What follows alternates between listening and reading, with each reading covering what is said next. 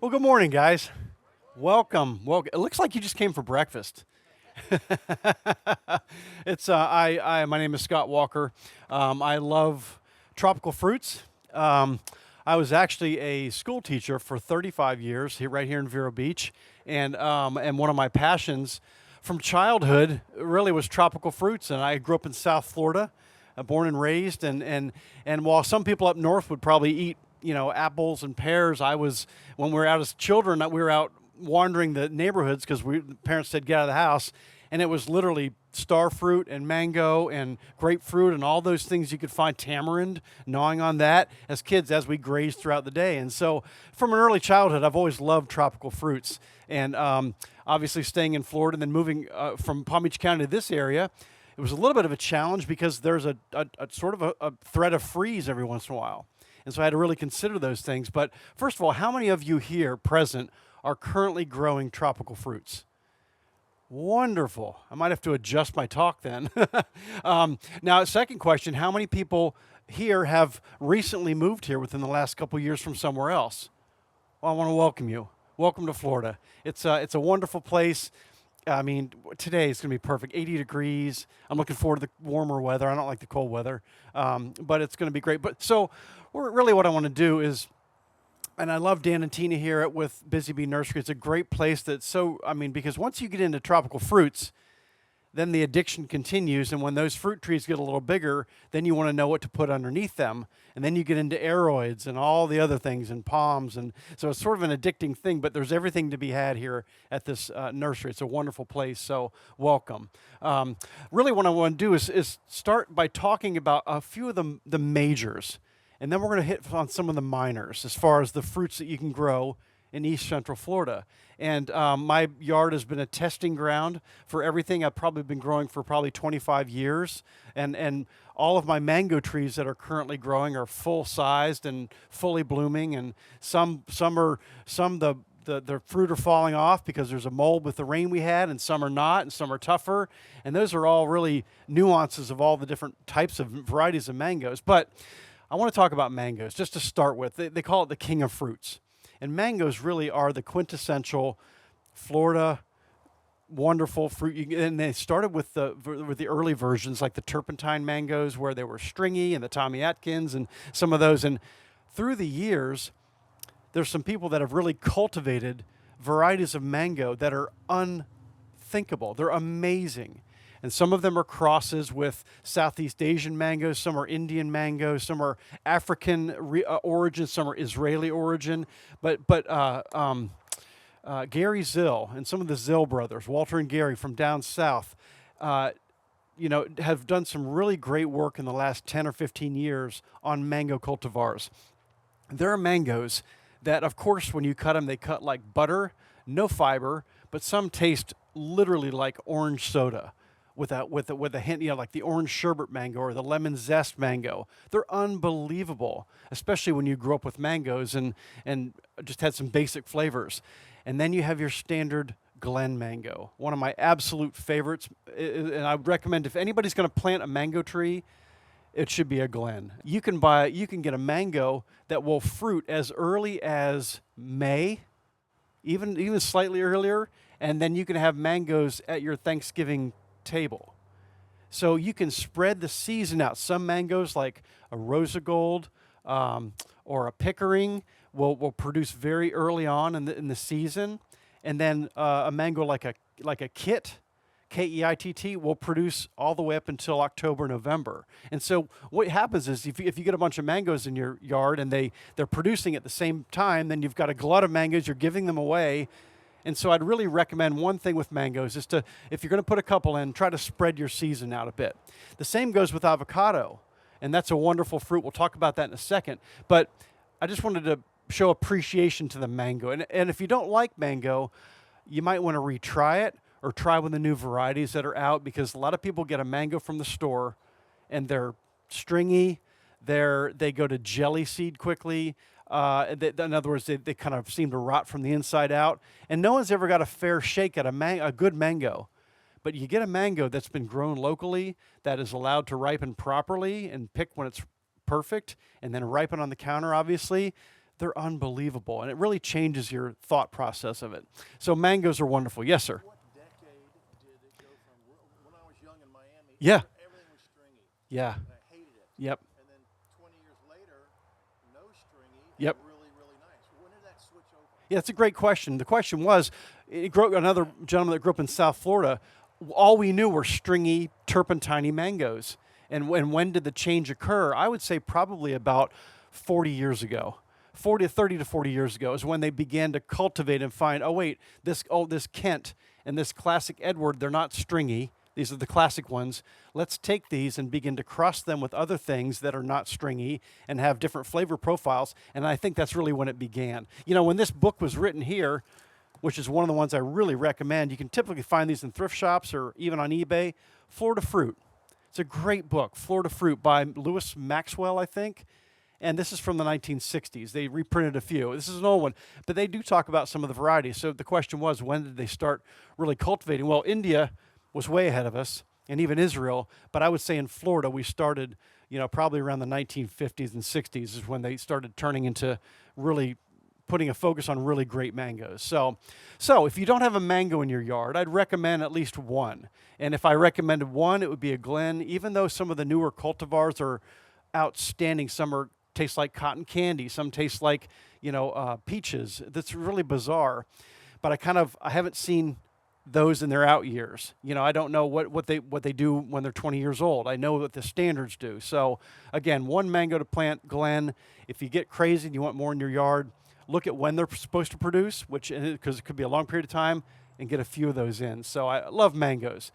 So second, what I'm going to do is I'm going to talk about 3 of the major fruits I think we should have in our yards here in East Central Florida. I'm going to ask open to questions about that fruit, and then I'm going to move on to the next one. And we'll hit 3 major ones, and then I want to hit on 5 minor ones that you may not know about that are worthy of planting in your yard. So any questions on mango specifically? Yes. Can you grow them in pots, and what kind of things do you need to put in the ground for them in the ground? Okay, so the question was, can you grow them in pots, first of all? Yes, you can. There are mangoes kind of called condo mangoes in a sense, and they are ones that naturally stay dwarf and stay smaller. Now, let me talk about the second book I have, because you'll find a lot of the information. I don't know, I met Charles once, but I'm not promoting the book, but this is an excellent book. It's so well, it's like between Florida Fruit and this one, it's called Florida's Best Fruiting Plants. And it's Charles Boning, B-O-N-I-N-G. And I just learned that he has a recent and updated one. But in this book, they'll talk about condo mangoes and the varieties that you can plant in a pot. And so I would say, even with Jaboticaba, it's another tropical fruit. I'll talk about that, but they're best in pots. And so a lot of mangoes, some people live in condos. Some people live in HOAs where they're not allowed to plant a fruit tree.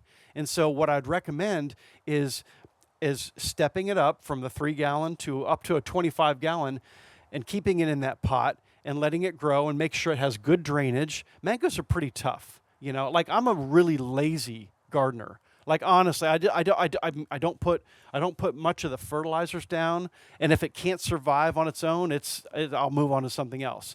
So I can tell you that what I've grown, you can probably have success with. So again, the mango can be grown in a pot. If you put it in the ground, you're wondering how to treat it and how. Obviously, plant a little higher than low. You want the crown when you plant this mango tree. You want this crown where it begins to separate out into roots. You want to plant that a little bit higher, maybe an inch or inch and a half higher, because it's going to settle a little bit. But you dig a large hole. I would not amend it with anything. I never have. I know up north or in different areas where there's clay soils and super different soils, people will amend the area. But what I've found and what I've talked with people about for all these years is that when you do that, the roots initially are happy and they grow, but then they don't seem to want to go beyond that little area. Like blueberries, when you grow blueberries and the farm blueberries, they plant them in pine bark mulch, but they never leave that mulch because that's what they want. They're happy there, so the roots never go out, and that's just part of the process. But so I really recommend just backfilling with the soil that you have. I mean, you could put a little bit of starter things in there, but then allow that tree to get to know the soil itself. And as you put it in there, I really wouldn't amend it with anything, but you want to plant it a little higher, cleanly cultivate the area. In other words, keep all the weeds away. And I really recommend pine fines. Every time I plant a tree, these are finely ground pine bark mulch, and it's very fine. And I just sort of put that around the tree, keeping it away from the crown, and that's how you put the tree in the ground. And then just that'll help keep water in when it's dry and in between. And it also begins to feed the soil, which is an entirely different, whole nother talk on feeding your soils rather than feeding the tree. And so, but you want to try to create a soil that's where the earthworms and all the microbiome and all those things in the fungus, they all begin to come and work with that pine and get into the soil, and then your roots are happy to go out into the other area. So that's sort of the two things on how to plant those trees, and you can keep them in pots as well. So any other questions on mangoes? Yeah. Yep. That's a good question. Once the mango has bloomed, do you need to treat the bloom with fungicide? Because we had that downpour right in the middle of blooming season, and a lot of the bloom went moldy. So it's a good question. I'm lazy, so I don't. But a lot of people have really good success with copper fungicide. And so when the mango begins to bloom, and we might even get a rebloom right now because of this little cold snap we had, but some people will take and spray the actual flowers before they've opened. That's the critical part. So when they're already open, it's a little too late. And they spray that with a pump sprayer, and it's a natural thing, copper fungicide, and that tends to keep the mold at bay. And the less mold you have, the more mango bloom you're going to have. And so that kind of, that's sort of what I would do if I did put that down. But that's probably the basic thing. And there's ice cream mango. It's an island mango, small, but for 25 years, I've rarely got, because it's really sensitive to the mold issue, but I'm too lazy to go spray it. So, but copper fungicide typically will keep the mold down when it's trying to bloom. So that answer your question? Yeah.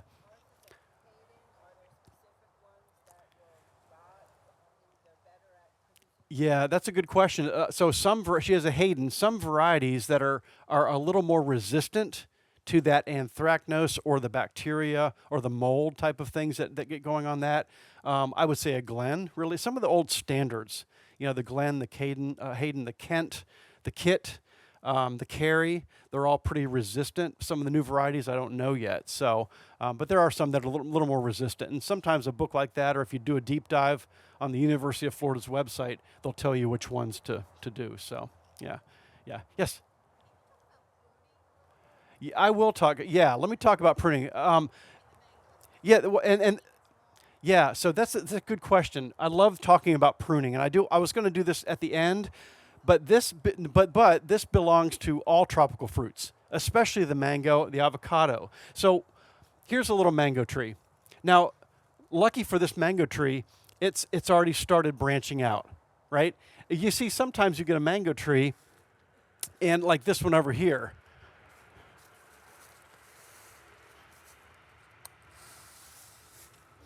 So here's a Valencia Pride, which is a very, very rangy, they get huge tree, but not in my yard. They stay pretty small. But whoops, okay. If I pick it up, it's going to go over again. So, so this tree here is a little late for me in its branching, right? So when it comes to pruning a mango, you have to start early if you want to have a smaller, compact tree. And when you have a smaller, compact tree, there's many results of that tree because you can get, well, okay, let me back up a little bit. The greatest enemy we have in Central Florida, East Central Florida, South Florida, are squirrels, right? And they're trust me. So when you create a tree, if you have this giant tree, a mango tree your mangoes are way up there, more than likely they're going to rot or get eaten by squirrels before you even have a chance to do anything with them. So when you start with a mango, or any tropical fruit tree, if it hasn't started branching by about 2 feet, what I would do personally is go take this tree and I'd literally just cut it. I'd put it in the ground, let it get established for maybe a month or so, and then I would just hack it back where I wanted the tree to begin branching. And you can see in my yard that you go up to the mango trees and they're up about here, and right about 3 or 4 feet is where they start branching out. So if you were to cut that tree at about 2 or 3, wherever you wanted that to begin branching, it would put out several shoots. And then you select 3 or 4 or 5 even of those shoots, and then let them grow out. And then what's going to happen is when those shoots and those branches get to about 18 inches or so, if they haven't started branching out, you cut them again. And that you force that growth out. And then they'll start moving out and growing out. And then they do the same thing. When that hits about 18 inches, you hit them again. And what you end up with is a small, dense, compact tree that you have access to, not just the squirrels.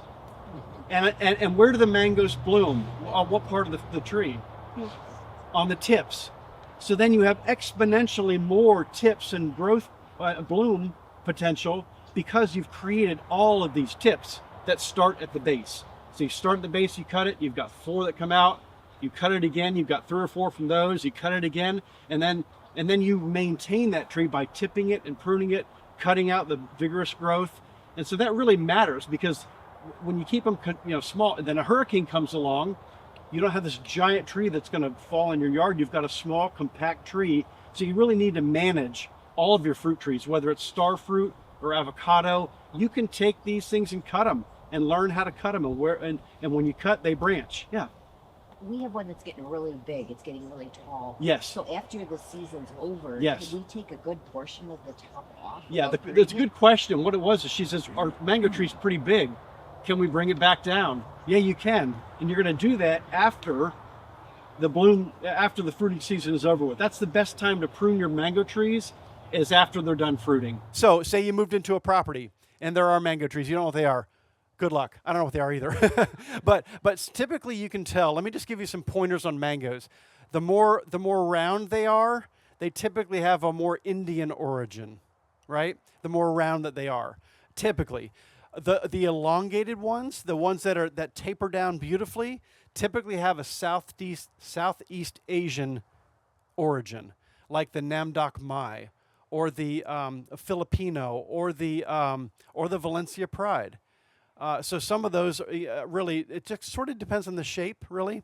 But then some, who knows? Some people can, like Gary Zill, that planted out, I think it was 100,000. Or was it 10,000? 100,000 seems like a lot. He planted out about 10,000 mango seeds, just seedling mangoes. And from those, he could go around and smell the leaves and knew if it was reverting back to turpentine mango, because when you plant a mango seed, typically it's going to go back to, it's going to go back to a turpentine mango. They revert to the bad mango. But sometimes you get a brand new variety. And so he would be able to smell the leaves and know, when I take a leaf off of my my lemon zest mango, it smells like I've just squeezed a lime. It's amazing. So there might be a way to look at the leaf to identify it or smell it and see, but then you just really wait for the fruit and look at the profile. So. Oh, yes. Oh, when you take, well, again, with the lemon zest mango, I'd recommend, if you like lemon and just that different mango varieties, lemon zest or orange sherbet, you pick the mango and there's usually sap that comes out and it smells like lime. It's just amazing. Anyway, okay, I digress. So let's move on to the next thing. And I will be here afterwards. If you have very specific questions, we can talk about anything you want. Avocados. When it comes to tropical fruits, everybody thinks fruit. Well, avocado is a fruit, but avocado is good. It's guacamole. It's all that good stuff. And a lot of times we plant things in our yard that aren't just for desserts. They're for eating and for sustenance.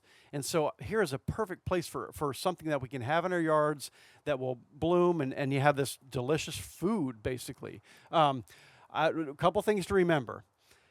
Cold tolerance. A lot of the varieties of avocado from down south, the Simmons and the Day, some of those, they don't necessarily take a freeze. I've lost 3 since like 2000 from freezes we've had come through, and they just devastated. So you want to consider avocados that are cold tolerant in some way. The Monroe, the Lula, the Brogdon, and I said Day thinking South Florida. I think the Day also, the Winter Mexican, the Florida Haas. Those are all varieties that can take cold, which is important. Now, the most important thing I would say though about planting an avocado is it needs to be high and dry. You do not want avocados in an area that retains water or is just kind of mucky throughout the winter time. It needs to be sandy, high and dry, because they just have really severe problems with root rot. And so that's one important thing if you're going to grow an avocado. Avocado, you trim it the same way, prune it the same way, control that tree. Where you cut it, it'll put out new growth, trust me, and then you can manage that tree. The Brogdon is a really good one. In fact, I was walking around out here, and they do have some really good varieties. They've got a Monroe here, I think, and maybe a Lula. They also have a Brogdon, which is more like it's like a purple avocado, and it's got both the A and the B flowers, so it's self-pollinating. So it was really productive.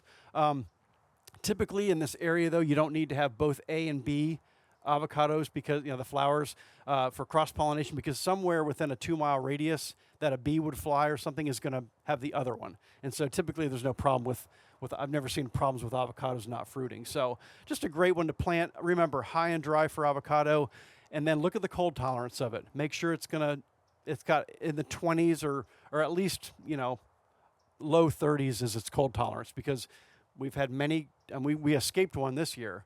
A major cold thing. And I've seen, in 89 it came through, and we're 19 degrees here for hours. And it was just devastating to all the citrus and everything. So avocado, great one to grow. Here's one I want you to consider. And a lot of people are going to go, oh, I hate those things. They're too bitter. They're sour. But a star fruit or a carambola. It makes a beautiful tree. You can grow it in shade. It can be an understory tree. It's got beautiful, delicate leaves it's a beautiful tree in general.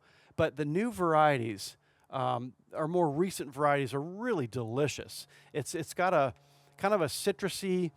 Someone that grows star fruit, what would the taste profile be like? Kind of an apple texture grape, yeah. Yeah, crunchy, and so to find, and it used to be that all carambolas were tiny, they were really hard and so crunchy, and then they were acidic, I remember as a kid slicing them up and having to pour sugar on them just to get them down, But nowadays, like Kerry or Sri Kembagan, which is a long name, Srikembengan, but they have that beautiful floral taste, a little floral taste. They're both sweet and tart. They're delicious, and they've got a good crunch to them, but they're not too crunchy. And you can juice those. You can put them in salads. You can make them. My wife made an upside down carambola cake, and they're delicious. And they produce very well several times a year. And, mangoes are once, and these are several times a year. So the carambola or star fruit is a classic Florida tree. Very worthy, full of antioxidants. They're really good for you, and you can do so many things with them. So, does anybody have any questions on the starfruit tree? Yeah, so it can. You know what? I found that full sun, they slow down a bit. They can be in full sun, but they prefer a little bit of shade. In fact, they grow them down in South Florida under shade cloth. And so, but they can do a little of either. I think that I've seen them put in full sun, they sort of stay tiny for a while, and then they finally take off, just sort of like a lychee as well, or lychee. I need to back up a second. Did anybody have any specific questions about avocados? Yes. I've got 2 orchards on purpose. Sure. My first orchard 6 years ago, all in the ground. Oh. And I've got 5 avocados, and in those 6 years, I don't have 14 inches of growth. Mm. And I've got a little bit of amendment and a larger hole, Sure. 30% sand. Yeah. So the natural stuff. Yep. Then a year and a half ago, I started doing pots near the house, and I made 4-foot square, big containers. So it's 500 pounds of soil. Yeah. But I'm mixing my own soil. 300% difference. Really? I'm getting 12 inches plus each year on growth. Yeah. On those 4 different avocados compared to the ones that are in the ground. Yeah. With sand. So he's cheating, basically. He's saying that he's having much better growth with avocados in a controlled environment, just like Epcot does, But it's true. Yeah, exactly right. Yeah, yeah. Some people ask me that. Yeah. So That's amazing. So I would encourage people, I always like to experiment. I'm a zone pusher. Someone will tell me I can't grow something here, and I'll try it. I'll plant it anyway. And so buy a Jabata Kaba, a really strange fruit, and put one in the ground and put one in a pot. The one I have in a pot is doing beautifully. The one in the ground is just sitting there like this, not moving in a couple years. So it's really, and then something else, I'll take something and move it to a different part of the yard, and it just goes crazy. So even your yards are different. Some's more alkaline, some's more acidic. Depends on if they brought fill in for your house. Is it the good yellow sand that pineapples thrive on? Who knows? But anyway, had another question about avocados. Yeah, this is why, how long does it take to get an avocado? This is why I'd recommend, just sort of looking out of the general population here, recommend getting a grafted one. Because a seedling avocado will grow, but it's going to be about 10 to 15 years before it actually produces fruit.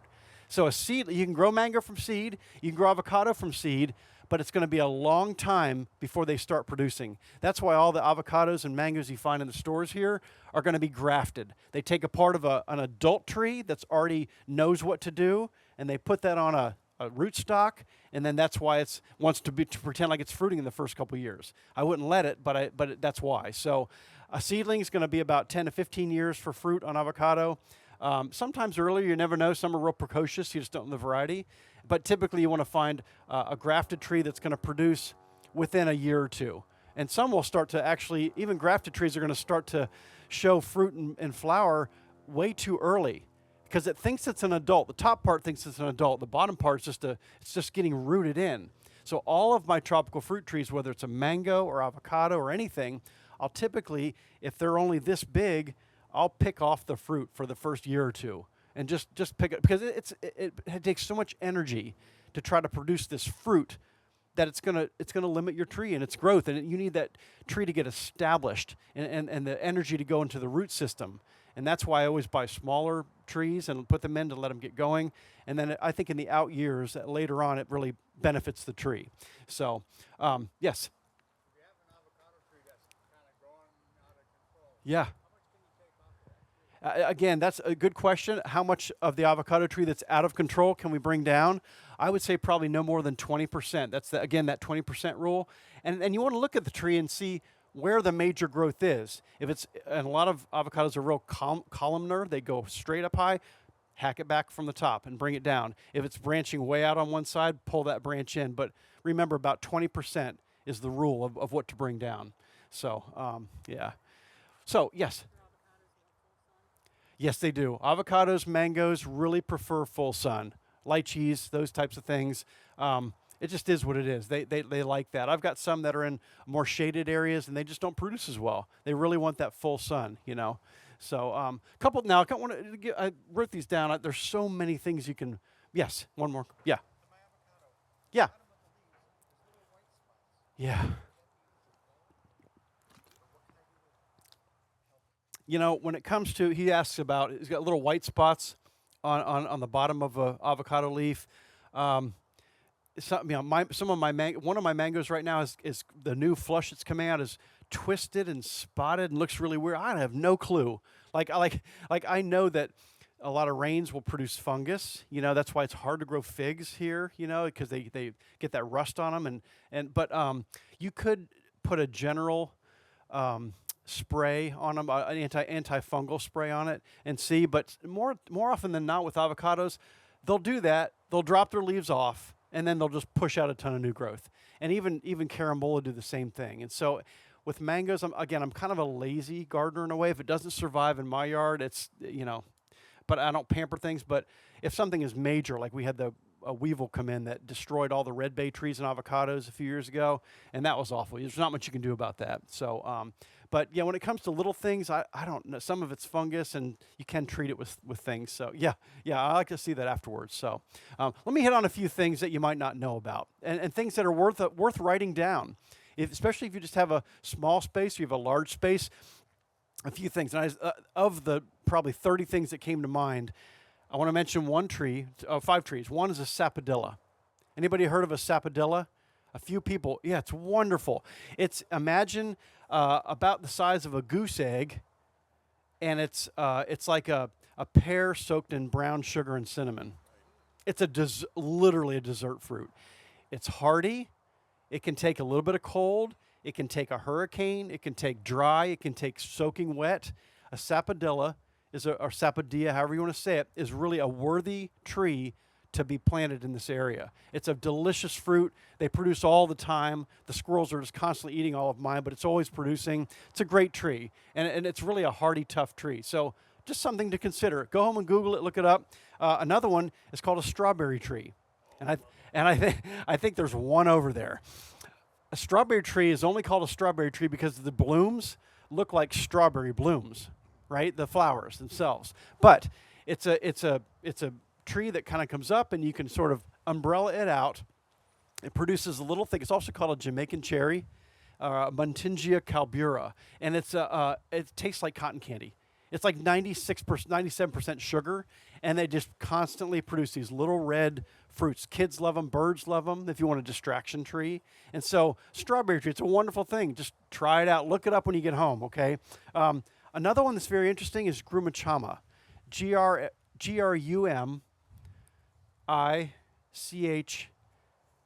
grumachama. In Florida, a lot of people plant hedgerows of things along the front or on the side between properties. Instead of, the typical viburnum or those things, put in a grumachama. You can keep it hedged back. It's in the Eugenia family and produces a large, purple, delicious cherry-like fruit in Florida. So grumachama, it's really worthy of growing. So if you're going to be putting, especially if you're in an HOA, you can sneak that one in because it just looks like your standard. Yeah, there you go. Will it attract rabbits? I've yet to see, because typically it'll get a little taller. I let mine get a little bigger and like a tree-like form. But I think if you keep them hedged, I don't know if it would or not. I can't even answer that. It might. Yeah, rabbits eat actually my whole pineapple plants, the plants themselves, and I found that the deer off works very well.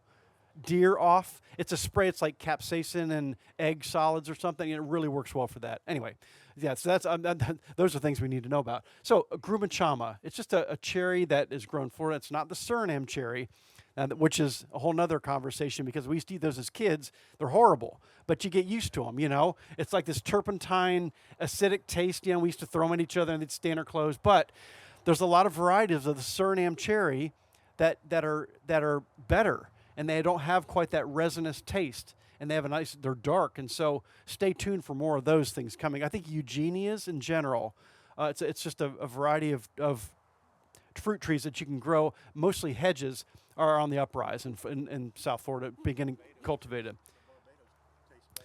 They do. Barbados cherry is another good one he just brought up. Barbados cherry. One cherry has the same amount of vitamin C as 12 oranges. That's where you get the what's it good? It's also called acerola, and that's where you'll see that's where vitamin C comes from. So a Barbados cherry grows down here very well. Probably needs cold protection on a really cold night. But the most important thing for a Barbados cherry, if you're writing that one down, is they're very nematode susceptible. So if you plant them in sandy soil, you need to really mulch it well, or even add a layer of like compost or something on top of that, which keeps the nematodes away. Again, that's kind of a whole nother conversation. I can talk to you individually about that afterwards. So that's another good one. Yep. Yeah, Barbados cherry. Yeah. No. I would probably mulch it very heavily because that could be a sign that it's under attack from nematodes, which are these little microscopic worms here in Florida that just tend to eat the roots on things, tomatoes especially, and so you want to be careful with that. So another one, which is more of a tree, but again, you can manage it and keep it small, is a jackfruit. And a jackfruit has become very popular these days because a lot of people that eat a vegan diet can use jackfruit in a green stage and turn it into like a pulled pork type substitute. And but jackfruit in its full ripened stage, it's a big tree, and it's one of the trees that bears its fruit right from the trunk. It's not out on the tips, because these fruit, they're like 10 to 40 pounds. They're this big, and it looks like this alien pod that was left somewhere in a cattle field or something. And and what happens is when they get soft and you smell them, you have to go through this whole process of like using, gloves and oil, but they're delicious. They're you crack it open and they have seeds on the inside which can be eaten as well. And they have these arils. They sort of look like pieces of corn that are all in throughout this big fruit, and they taste like juicy fruit gum, really. And they're crunchy and they're delicious, and you can freeze dry them, and it's just an amazing fruit. People eat them green as well. Like I said, it's a substitute for things. So Nobody sells them around here. I'm only can find them all the way down Homestead. the tree itself. Yeah, I want another tree. Yeah, It's yeah. like there's nothing around. And I tell you what, they do grow well from seed. He's asking where can you find them. I don't know if they can get them here, but they might be able to.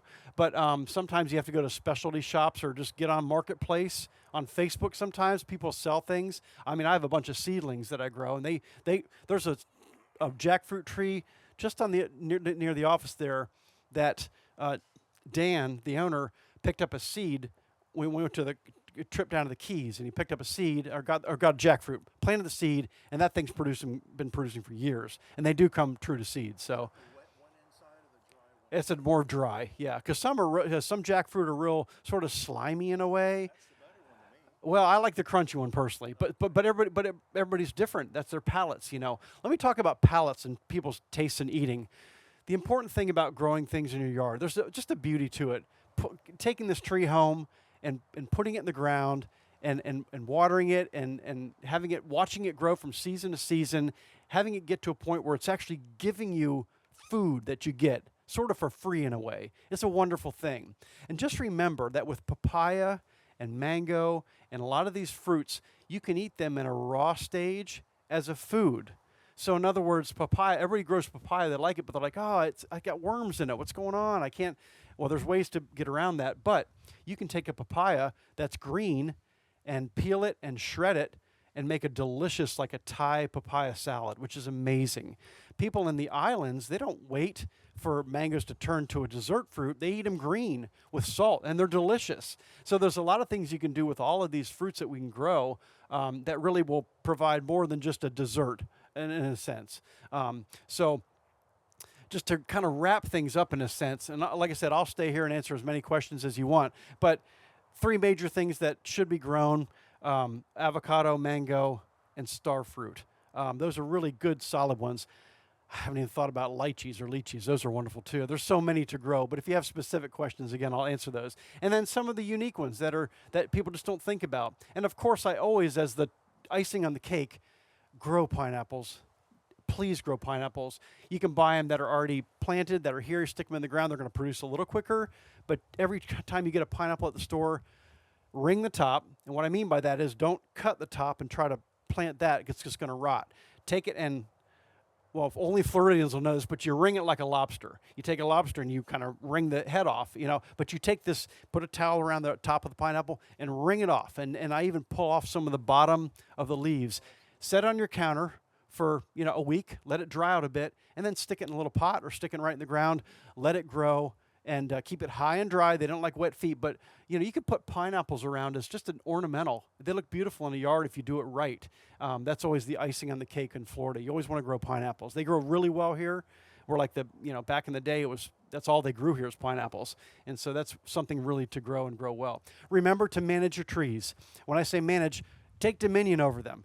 If they're started getting rangy like this, cut them back before you put them in or as you put them in the ground, and then as they begin to, branch out and do the thing, cut them again. Keep your trees small, manage them well. I always like to keep mulch on the ground. Typically, when trees are starting out, anymore it's when you get large trees, it's sort of whatever falls becomes the soil, But it's important when they're young to kind of do things that can help them get along the way. If we get a really cold spell, very easy to take some of those old C9 Christmas bulbs. I think it's in one of the cold protection documents back there. Really talks about how to keep things through a freeze, because we will get a freeze eventually in Florida. I mean, we're overdue, in fact, but maybe not. I don't know. Global warming, so that'd be great. But those are some of the things that we want to do to manage your trees, enjoy your trees. The best time to plant a tree is 10 years ago. The second best time is today. And so I hope that you took something from this. I love trees, and I'm going to stick around and talk about. And also, there is a rare fruit club in Indian River County. That's a wonderful club. I think I'll be doing a talk in that club in May, I think. And so, but they meet at the administration building. But I think if you go online and just do a search for it on Facebook or something, you can find that club. Join in. They have great meetings, great talks. They do yard tours and things. So it's good to be a part of a community that loves fruits. So, well, thank you guys so much for coming out. Appreciate it. Okay.